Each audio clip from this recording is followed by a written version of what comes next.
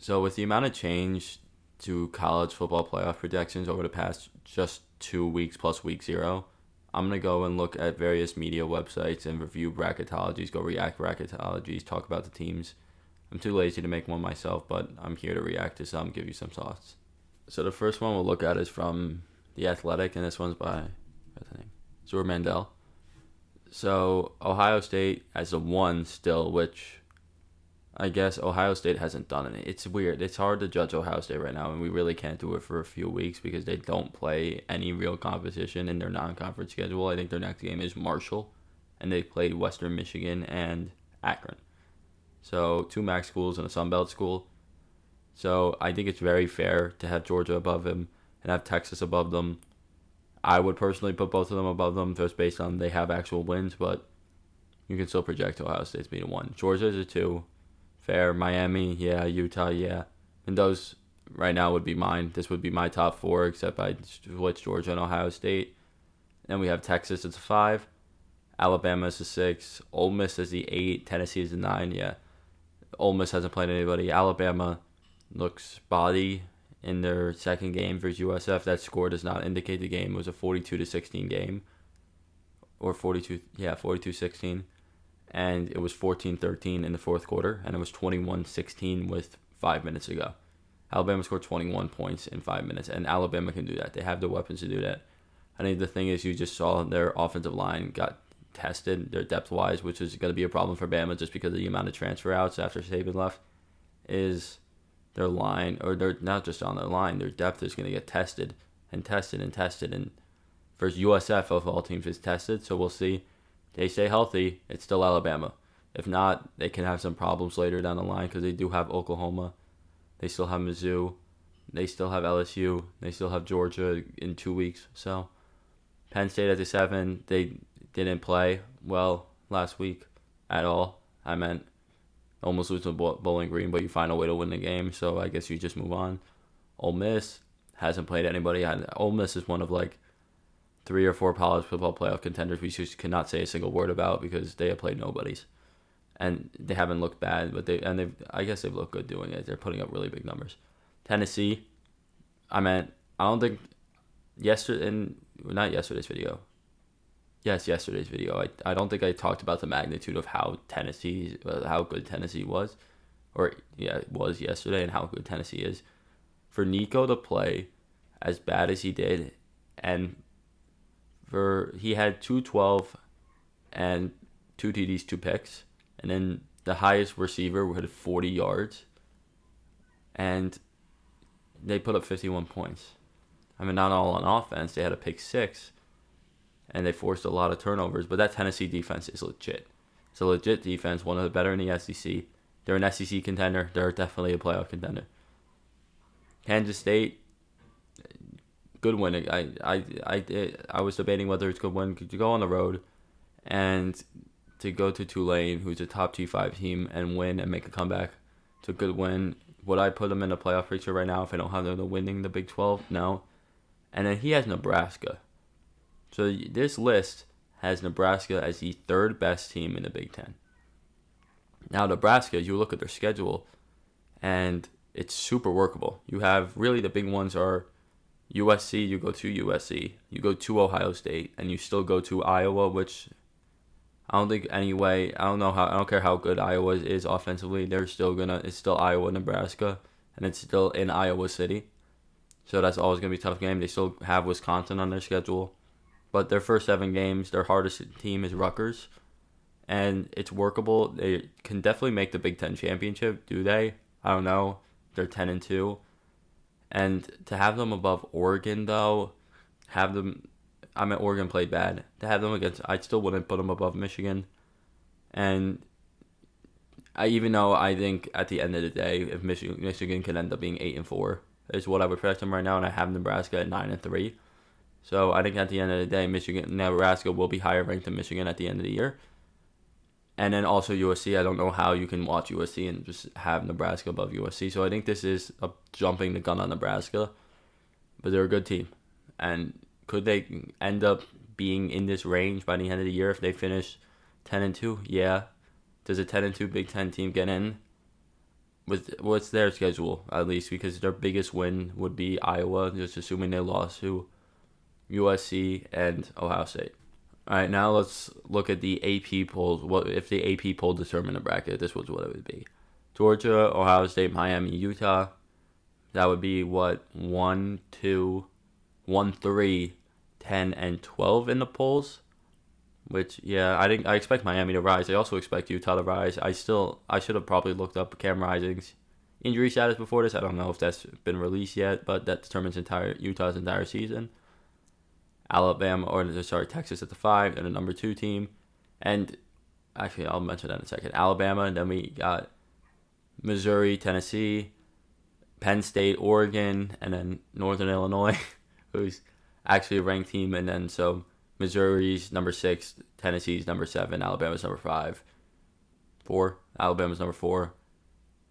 Or who's number 5 in the poll right now? Ole Miss. Ole Miss is number 5. Tennessee to 6, or Tennessee 7, Penn State 8, Oregon 9, and then NIU's 25. So does NIU make the college football playoff? And would I project NIU to make the college football playoffs? No. I guess yes, if the season ended today, NIU would beat a group of 5 representation in the college football playoffs. They beat Notre Dame.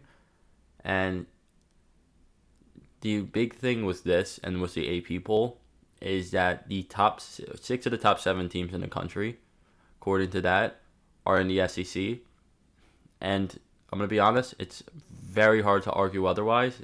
Miami and I can't even say that. So you have Georgia, Texas, Ohio State, Alabama, Ole Miss, Missouri, Tennessee as the top 7 teams in the country.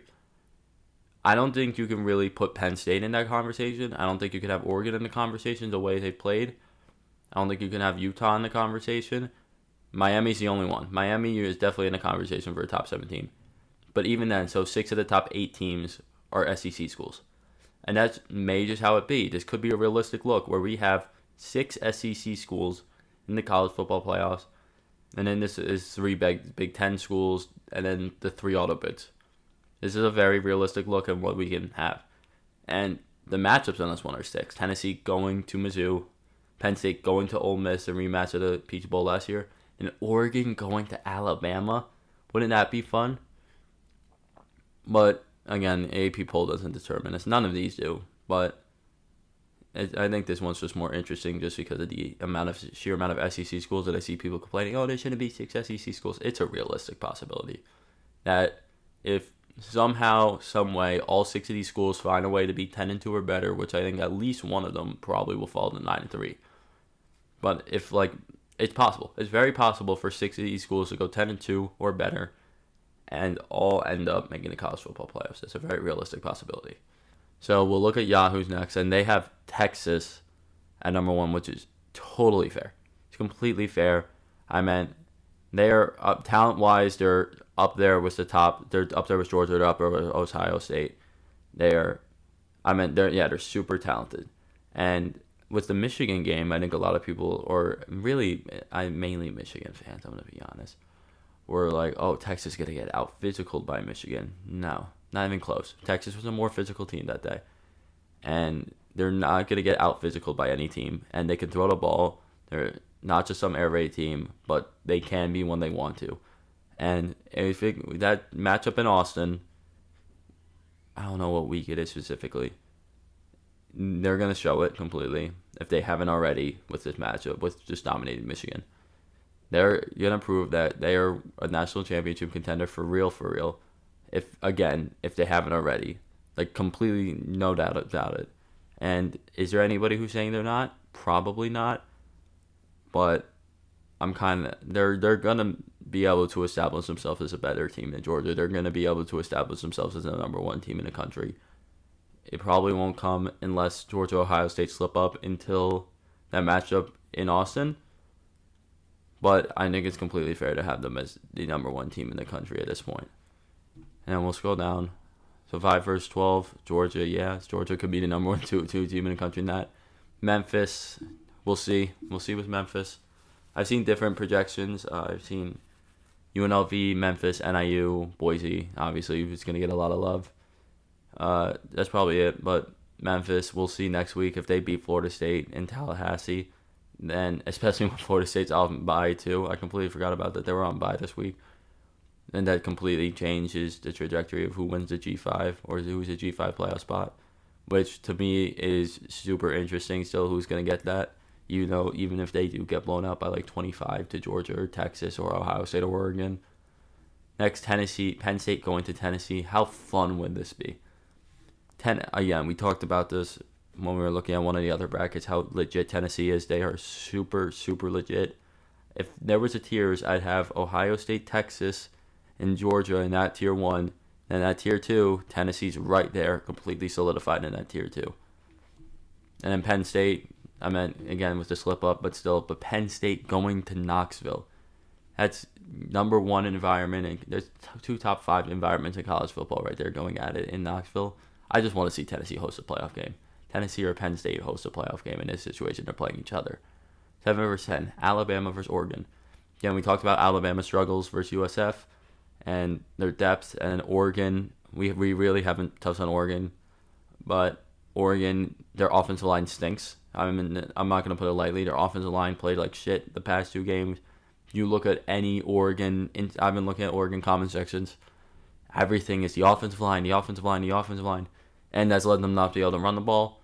And that puts pressure on Dylan Gabriel. And they have been pretty bad offensively. They put up 24 against Idaho. And then they had, I thought it was 30 against Boise State. But they actually only had 23 because they scored 2 touchdowns. I'm pretty sure at least they scored 2 touchdowns.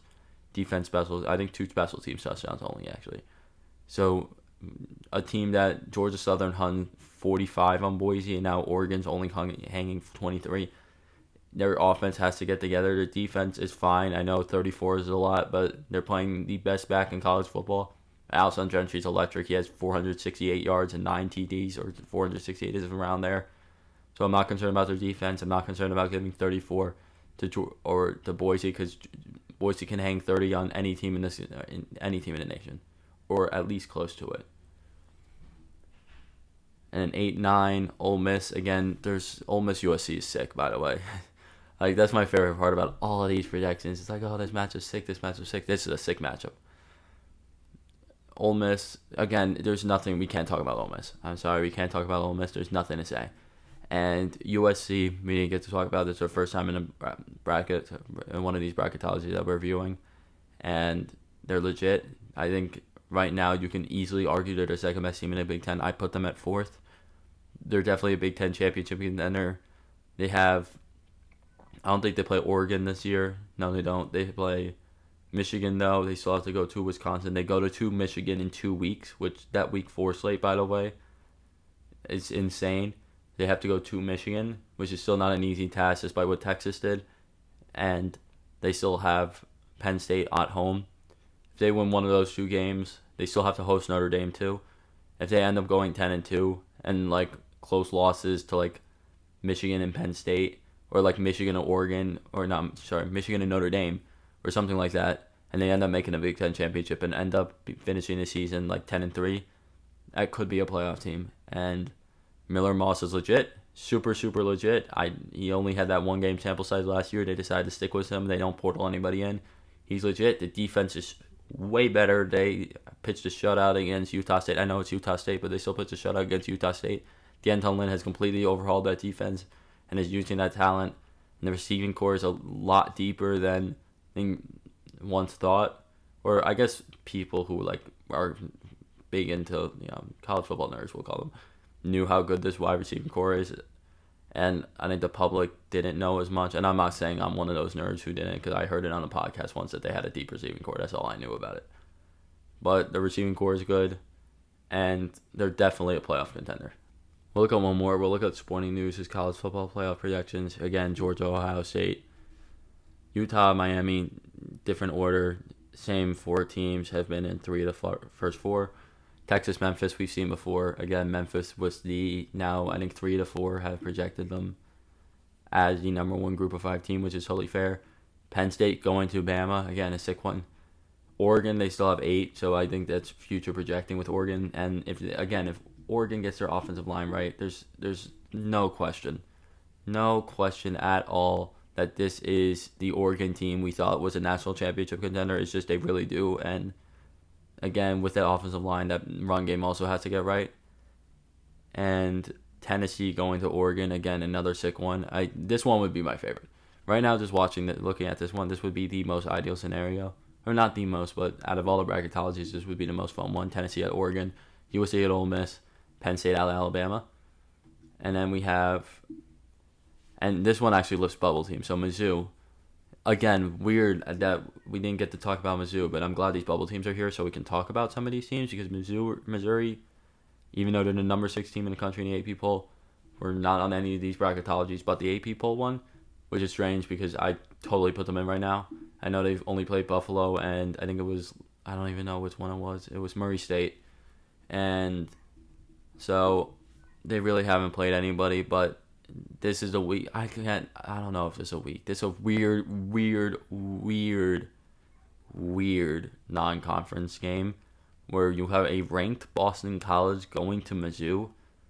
And I just read this quickly that Missouri plays a weak non-conference schedule. They do Buffalo, Murray State, Boston College. We'll see how Boston College plays the rest of the year. If they end up being like 8-4 or 9-3, then that can change, and we'll see how competitive Boston College is this week. And then we have at UMass, which if Missouri is somehow top 5 and they're playing at UMass, that has to be the strangest non-conference game ever. But I digress. Oklahoma State, that comeback, I said on yesterday's video, it's like, is this a good win?